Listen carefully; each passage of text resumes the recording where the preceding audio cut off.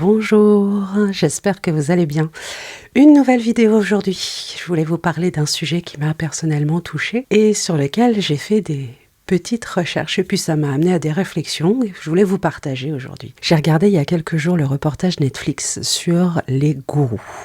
Le parcours des gourous, ça s'appelle. Et j'ai trouvé ce reportage vraiment intéressant. Alors, au-delà du fait qu'il revenait sur des grands gourous du XXe siècle et du XXIe siècle, et d'avoir vraiment toute l'histoire, ça dressait quand même une sorte de manuel, c'était assez drôle d'ailleurs, pour devenir un bon gourou. Et ça dressait un portrait relativement intéressant sur les différents points et les différentes étapes de ces personnages très narcissiques, hein, on va pas se mentir, qui étaient les gourous. Et ça m'a interpellée parce que les gourous sont toujours reliés à la spiritualité. Et moi, mon travail, c'est de la spiritualité. Je me suis demandé, mon Dieu, si ça se trouve, je suis un horrible gourou pervers et narcissique.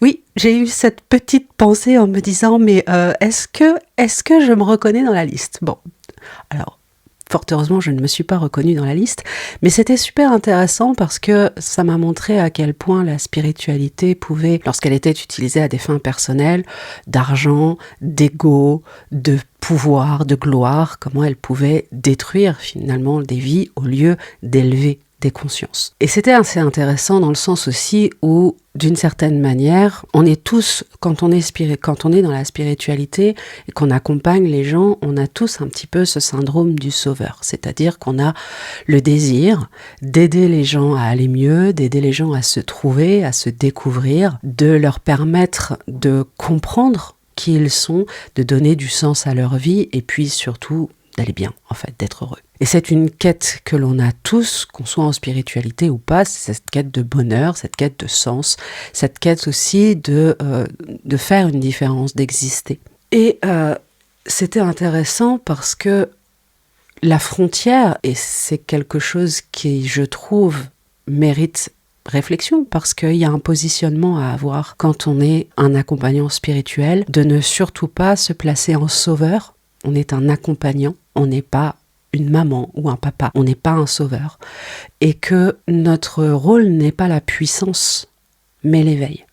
Notre rôle n'est pas d'avoir l'ascendant sur la personne qui vient nous voir, mais au contraire, de l'aider à trouver sa propre voie, son propre chemin. Et c'est vrai que, personnellement, je trouve que depuis un certain temps, on va dire, on croise des personnes qui vous disent « c'est comme ça, c'est pas autrement, moi je sais, toi tu ne sais pas, il y a des choses que je sais, mais je ne peux pas te les dire ».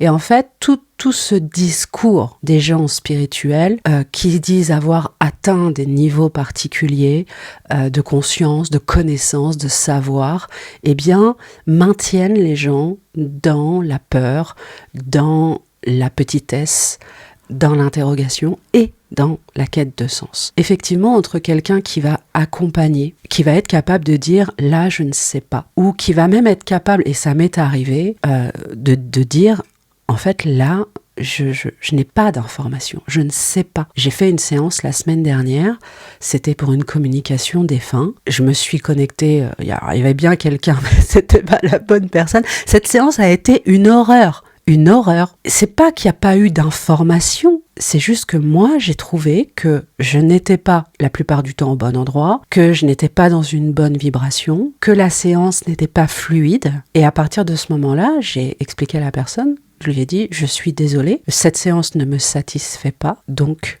on arrête là. Et cette capacité, et que cette honnêteté-là, tout le monde ne l'a pas. Et j'ai pu constater effectivement que ceux qui ont cette tendance au gourou, cette tendance à vouloir avoir beaucoup de monde, à vouloir avoir beaucoup d'argent, à vouloir créer une communauté, ont tendance à se placer en supériorité. Moi je sais et toi tu ne sais pas. Moi j'ai atteint un niveau et pas toi. Moi j'ai atteint un niveau, tu n'as pas atteint ce niveau-là. Je vais essayer de t'aider, mais tu as beaucoup de chemin à faire, qui ont aussi cette façon de maintenir l'autre dans la peur, dans une forme de peur, dans une forme d'angoisse, en disant « attention, c'est pas comme ça qu'il faut faire, il faut faire ci, il faut faire ça ». Cette façon de faire, je trouve, est très présente en spiritualité. Parfois, il arrive, effectivement, lors d'une séance, que l'on ait des informations, parfois très en avance, ou qui soit peu parlante pour la personne en face.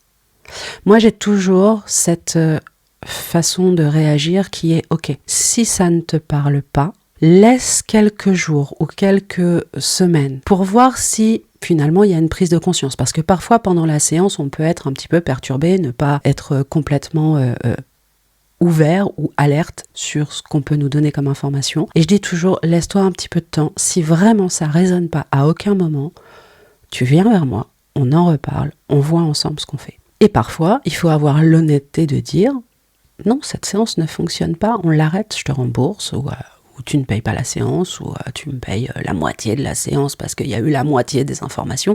Ça dépend. Mais en tout cas, il faut avoir cette honnêteté en tant qu'accompagnant de dire là, que ça vienne de moi ou que ça vienne pas de moi, peu importe en fait, mais j'estime ne pas avoir rempli mon rôle pour apporter du bonheur, pour apporter des réponses, pour apporter du sens, pour apporter un véritable accompagnement. J'avoue que personnellement, je me pose souvent beaucoup de questions par rapport à ce que j'apporte aux gens, comment je l'apporte aux gens, quel est mon positionnement, ma posture en fait d'accompagnante, comment est-ce que je peux améliorer mon discours, mes compétences, etc.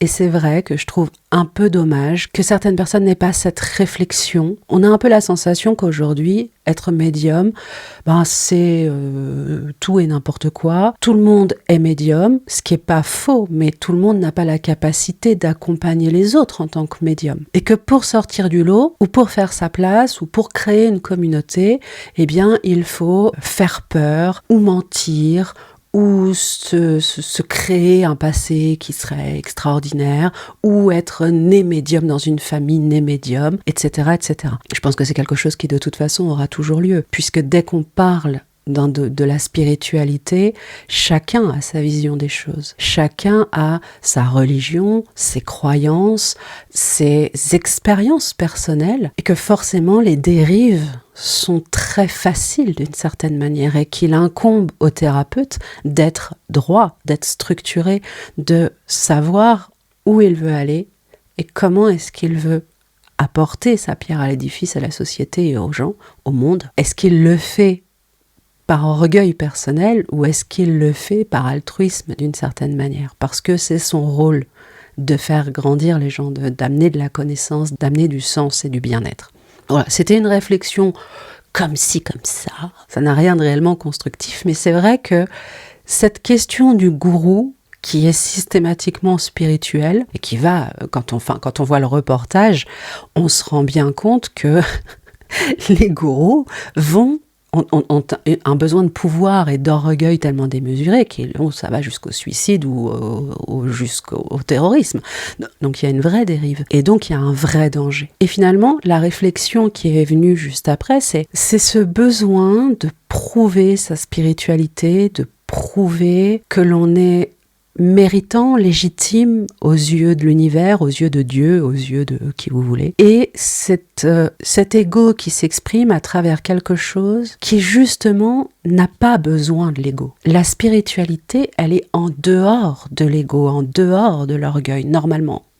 Donc c'est un peu triste de ramener finalement dans une croyance qui est censée être pure et extrêmement personnelle tous les attributs de l'orgueil. Parce que si on regarde les vrais sages, les vraies personnes spirituelles, elles n'ont pas besoin de parler de leur spiritualité, elles n'ont pas besoin de s'ériger en icônes. Elles sont pas dans le culte d'elles-mêmes et elles sont dans l'apport presque ascétique de l'information, non pas pour la garder secrète ou pour la cacher, mais pour permettre réellement l'expérimentation aux disciples, si on peut l'appeler comme ça, ou à la personne qui vient, l'expérimentation, mais aussi la conscience au fur et à mesure. À la base, le gourou, dans la noblesse du terme, c'est vraiment quelqu'un de sage qui va permettre aux autres d'accéder à cette sagesse. Bon, moi, c'est pas mon rôle. Moi, je suis dans la transmission de connaissances. Moi, ce que j'aime, c'est vous transmettre ce que j'apprends, ce que je comprends, ce que j'expérimente